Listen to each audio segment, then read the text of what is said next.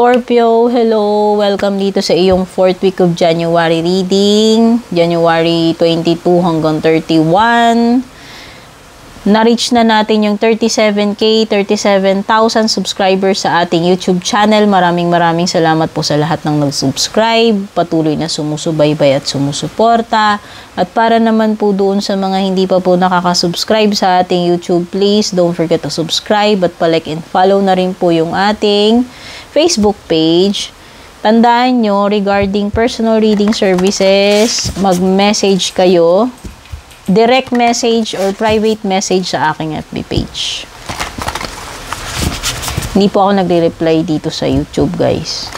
Kaya pagka may concern kayo or interested kayo sa personal readings, dumiretso po kayo sa aking FB page. Mag-message directly, wag pong mag-comment. Okay? O, bago itong ating deck, ayan, panoorin nyo na lang yung unboxing nito. Ayan, para sa mga mahilig din sa cards. Tsaka ito. Ayan. Okay. So, ilatag muna natin yung, literal nakakabukas ko lang nito, guys. Hindi ko pa nabasa yung libro nito. Ayan. Excited akong gamitin, kaya ginamit ko na sa inyo.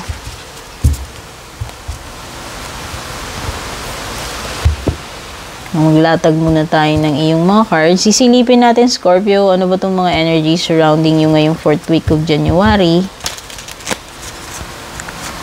Imagine mo, isang kurap ko lang, katapusan na ng katapusan na ng January, guys. O, diba? Feb na agad. Ganun kabilis. Ang bilis ng 2024, bumubulusok.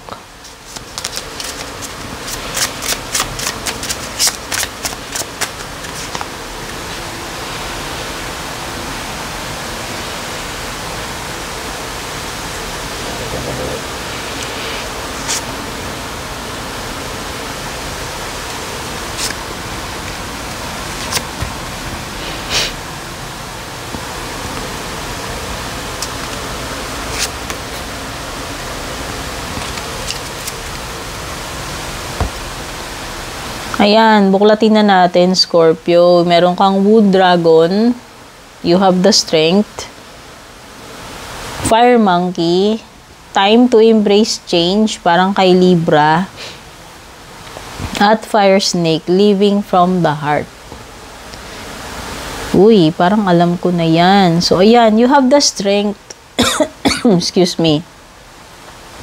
Pagbasensyaan nyo na yung boses ko, guys, di pa rin magaling yung malalang sipon ko. Sore throat and migraine. Wood Dragon. Meron ka sapat na lakas, Scorpio, no?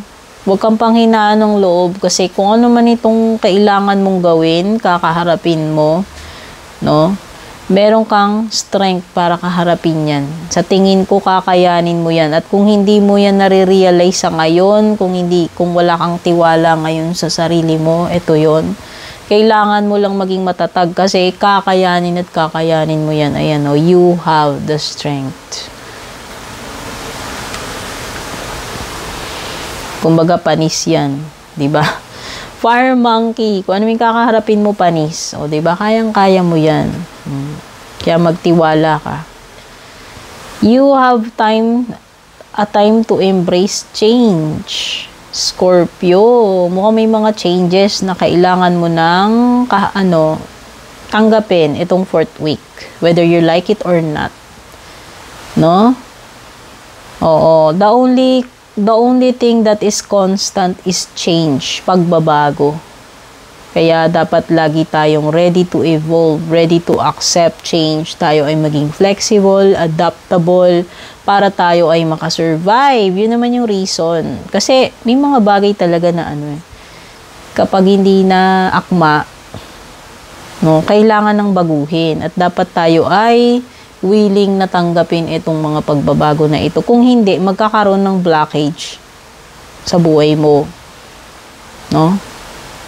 May stuck ka dun. Magiging outdated ka kasi hindi mo kayang sumabay doon sa agos . So, importante na tanggapin mo na daw itong pagbabago na ito, Scorpio. Ito na yung susi para magkaroon ng magagandang pagbabago sa buhay mo. living from the heart. Sundan mo yung nilalaman ng puso mo. Gawin mo yung compass, gawin mong ano yan. Gawin mong inspirasyon para ma-achieve mo yung goals mo or ma-achieve mo yung true happiness na hinahanap mo. Kasi ang makakapagsabi lang sa'yo yung puso mo eh. Di ba minsan, sasabihin ng iba, ito yung gawin mo, ganito, ganyan. Pero deep inside, merong dinidikta yung puso mo. Ginawa mo nga yun, pero hindi ka naman naging masaya. Diba? So ito, living from the heart. Gamitin mong compass yung puso mo. Okay? Yun yung sundan mo kung ano yung nilalaman ng puso mo.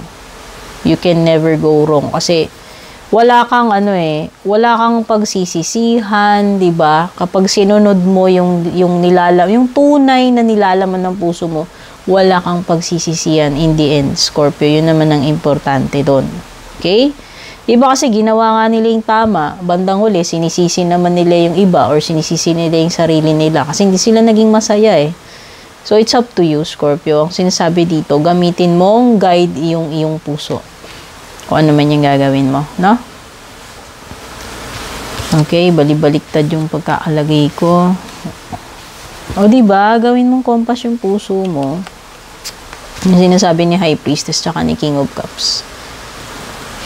Okay, by the way, may water sign dito. Pwedeng ikaw lang yan. Kasi Cancer, Scorpio, Pisces. Or may nakakadil ka kapareho mong water sign. Cancer, Scorpio, Pisces. Meron ding Virgo. Merong Taurus or Libra. Okay? O, diba? Hermit card.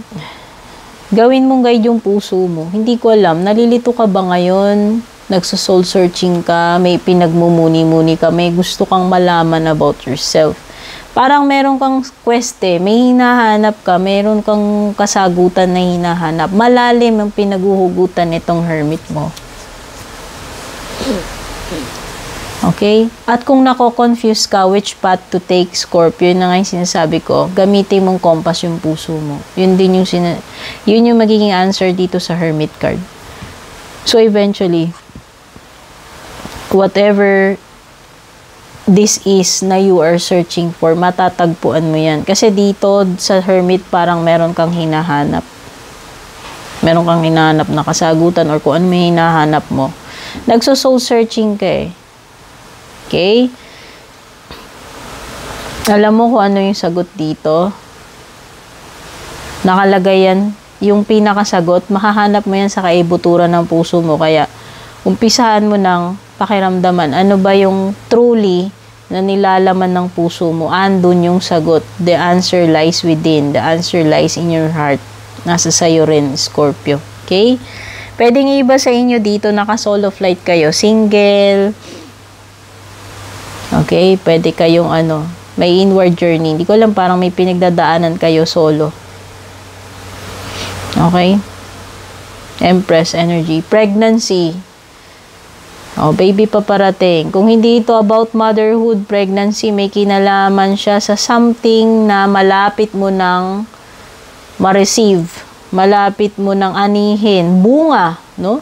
Merong something na, magbubunga dito. Okay? Malapit na yung resulta. Naabang-abangan mo na. Okay? This is also a card of abundance, no? Or pagiging indulgent. In a negative way, nag-over-indulge ka sa isang bagay. Pag sinabi nating nag-over-indulge, di ba dapat, halimbawa, meron lang tayong certain na dami ng kakaining kanin. Pag sinabi nating nag-over-indulge ka, bandi-bandihado yung kinain mo. Alam mo naman na dapat hanggang ganito lang yung kakainin mo, pero ikaw, to the max, sinagad-sagad mo, yun. Masyado kang nagpapakabusog or nag-over-indulge dyan. Hindi lang to about pagkain, ha? Maraming bagay ibig sabihin yan. High Priestess, this is your intuition. So, pakinggan mo yung intuition mo. Pakinggan mo yung puso mo. Ayan o. Living from the heart. Tama naman. Parang connected naman sila ni Priestess, no? Ayan. So, sundin mo yung intuition mo. Sundin mo yung puso mo. Ganda din sinasabi ni King of Cups. Okay, parang may kinalaman ito sa expressing yourself, your feelings. Whether ikaw, i-express mo yung tunay na nararamdaman mo or merong mag-express sa iyo nung nararamdaman niya kung sino man ito. Pwedeng water sign na kapareho mo. Or pwedeng ikaw ito. Expressing your feelings to someone. At meron kang the Fool. Journeying ito na nga Hindi ko alam kung ano itong balak nyong pasukin. Pero parang papasukin nyo itong mag-isa. Or may pinagdadaanan kayo right now. Pwede nga iba, meron kayong bagong relationship na pinasok, bagong venture, career, or kung ano man. No?